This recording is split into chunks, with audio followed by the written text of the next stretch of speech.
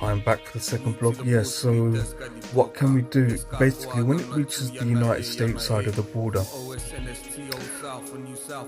we have to look at the culture of the United States. You have Mexican mayors or journalists or revolutionaries, Zapatistas, National Indigenous Councils or National Indigenous Congress of Mexico, whose lives are in danger for taking a stand against the cartels and saying, no, you can't do that. And it may not just be a case of saying no to the cartels, it may be a case of allowing the cartels to carry on doing what they're doing, but asking for more money from them, and because they won't pay them more money, they'd rather kill them. There's many possibilities to why Mexican mayors get killed. I'm just speculating here. But when it gets to the United States side of the border, you need to look at the United States culture, look at the movies, look at the Zionist capital record labels, the sort of music they put out there, the sort of gangster rap, trap, drill music, where it glorifies selling drugs, where it glorifies taking drugs. So on one hand, you've got this media that is poisoning young youth to think this is this self-destruction is something cool, something in, something that you must do because the mainstream media put it on every song, every high school radio, every prom, every club. This is what's supposed to be the in and the cool thing to do. But on the other hand, you have Mexican mayors who are by themselves, who don't have the resources to tackle such situations, saying no, you can't do that, and bang, they get shot, they get thrown on the side of the road, tortured, gagged and tied up. And then you got a song in the United States glorifying what they're saying no to. So we really got to reevaluate gangster rap and the detrimental effect it has on people's life, not just in America but in South America as well. But this is my final conclusion. This is the conclusion I've come to. We've got to regulate it. We've got to regulate the drugs. Now, you know, if it's like cigarettes have health risk warnings, alcohol has health risk warnings, cocaine, heroin, crack has to have health risk warnings also. So I'm not saying this is a cartel. I don't want any money from the drug trade. But say if you were to say you had 10 cartels, and one of the cartels is a priest, a Huizi Lapostoli, Quetzalcoatl, Tlazocamitl, Tonantzin, a National Indigenous Congress priest, a shamanist healer, and you have 10 of these Mexican La Raza, Nicantalaka cartels, and you got 100%, divide 100% by 10, everyone gets 10% each. And whoever works for those particular cartels will feel the filtering effect of the money making its way to people who are within the ranks. So say you got 100 divided by 10, 100% divided by 10, and they all got 10% each. There's going to be idiots that there's nothing we can do about that want to buy these pathetic materialistic things such as gold-plated guns, sitting on yachts, having the party life, doing cocaine and living the life that they think some sort of life to live.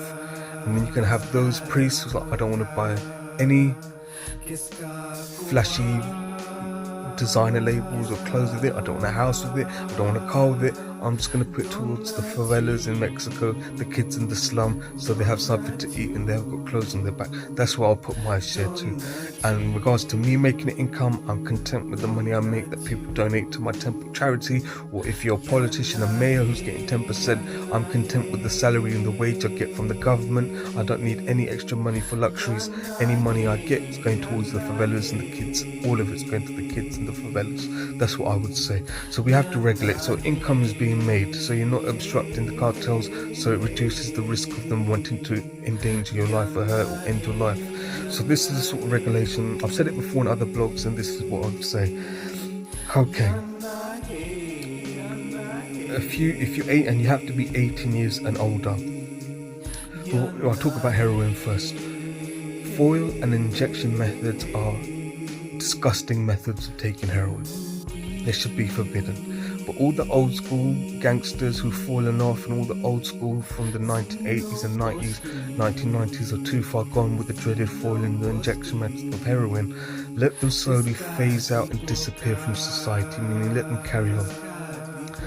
But anyone who tries pushing foil and injection on the new generations, the Bacos from Blood In Blood Out and the Montanas from Blood In Blood Out, have to put their foot down and say no.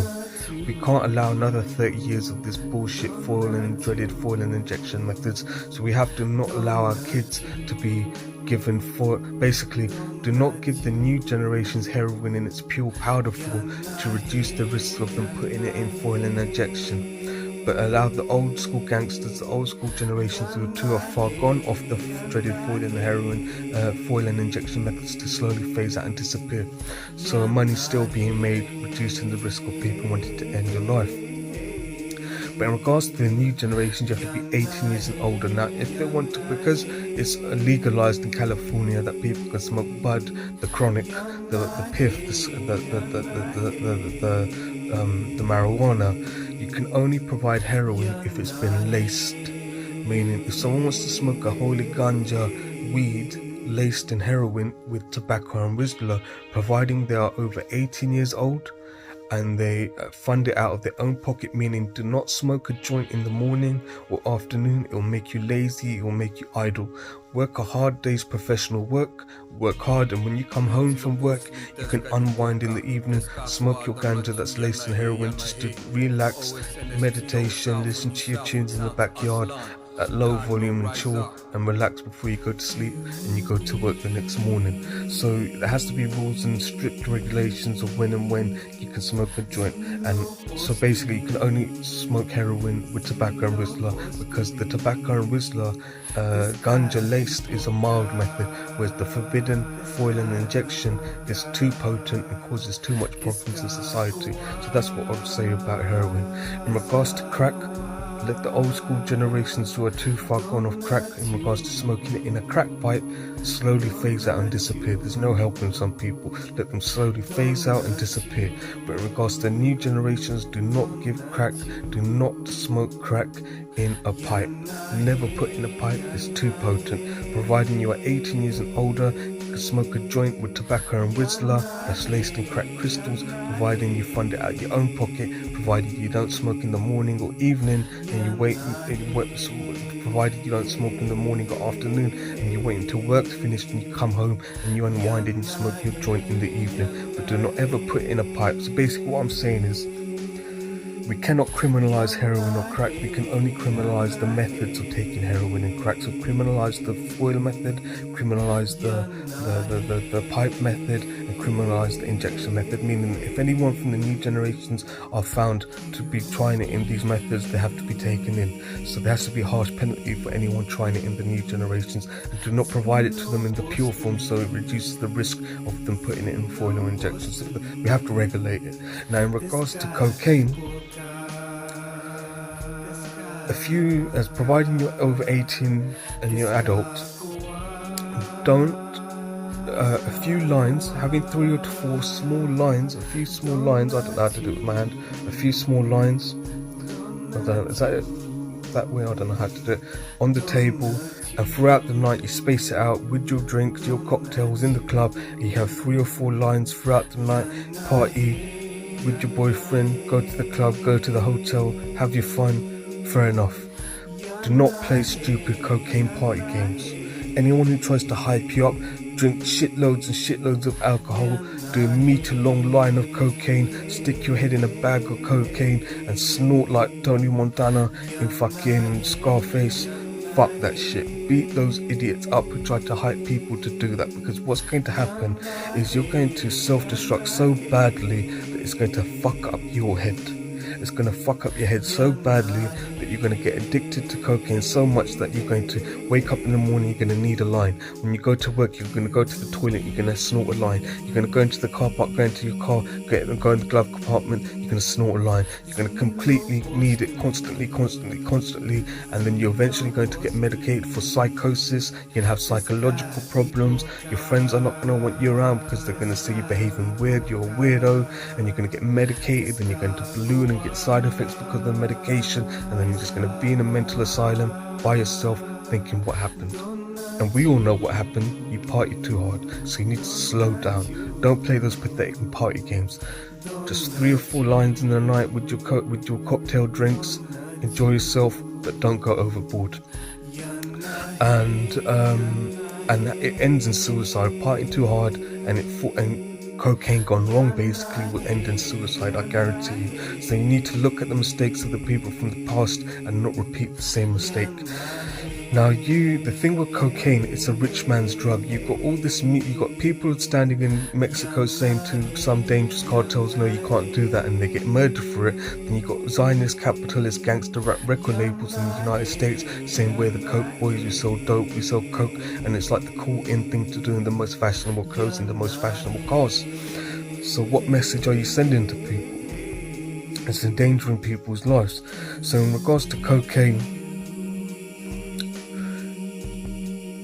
it's the cocaine phase, I call it. You've got so many people that it's the rich man's drugs, it's the people from the elite that do it, it's their favourite pastime of judges, nurses, lawyers, barristers.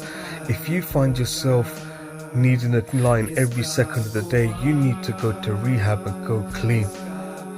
It's not fun anymore, and you need to go clean to the point where you've been clean for 20 to 30 years, 50, 60 years old, looking back at your teenage years and thinking, oh yes, the cocaine phase, yeah, we did it in university, it felt amazing, but I had to get out of it quick because it was going to get out of control. It's something that has to be regulated. That's just the main thing I wanted to say, because doing 3 or 4 lines of having it in control on your days off, not when you're at work, when you're on your day off and you say you've got 4 days of work and 3 days off work. I don't know how it works, but on your days off only, people can control it. Doctors, nurses can still look at x-rays in hospital. People can still assess your court cases because it's under control. It's just their favourite pastime when they unwind and party. But if you find yourself needing it in the morning, afternoon, every second of the day, you got any stuff, you can't assess someone's court case. You're not competent enough to assess someone's health. So you need to go clean and go to rehab, sign off from work until you don't depend on it anymore, and then get back to work. And you need to do that, some holistic meditation, candles and incense and lamp and sage to calm and heal your mind, because you want to try holistic rehab first without being medicated, because if you end up being medicated for psychosis, it's going to get worse before it gets better, and in most cases it ends in suicide because you get side effects because of the medication. So the thing with cocaine, it's because it's the rich man's drug, it's something that you could say they just look back on it when they're 50, 60 years old and say, yeah, I lost quite a few friends to cocaine who partied too hard and they ended up committing suicide. I had to get out of it before it got too dangerous, it wasn't fun anymore. The way I look at it, say you got a judge, a Montana, so yeah, I did cocaine when I was a Jolo, but I'm an ex-Jolo now, and it felt amazing, it was fun, but then I looked at people around me who were going overboard and I stopped. It just wasn't fun anymore. I started craving it more often and it wasn't the same anymore, so I went to rehab, detox. Now I've been clean from cocaine from 10 to 20 years, and I just look back at it and think it's something I experienced in my teenage years, and it's something I'm going to stay away from the rest of my life. And hopefully people who might be young going through the same experience will get out of it sooner rather than later, and don't play pathetic, stupid cocaine games, and just let it phase out and things like that, and just look back on it as something you may have dabbled in as a teenager, but don't think I'm going to do this as a teenager all the way till I'm 90 years old. It's something you need to get out of. So that's just Govinda Singh 1984, Govlove 84, Oreo Voice and ST Limited. I'm suggesting these ideas just to regulate it, to reduce the risk of a Mexican mayor, a National Indigenous Congress, Zapatista from Mexico, who wants to challenge the capitalists who've extorted South America, but they've got a headache between the capitalists who are endangering their lives, who are going to try to organize a coup to overthrow them because they say no to the capitalist price in America, and then they're also in danger if they take a stand against drug cartels. So these Mexican mayors, if there were white people in Mexico saying the same thing, would they be on the news? Would they have the international support? I think they would be, but because they're La Raza, brown people, Nika and Talaka, they don't get as much support from the international community, which I think is sad. So that I just wanted to highlight it. So that's Govlove 84, Oreo Voice and ST. Peace.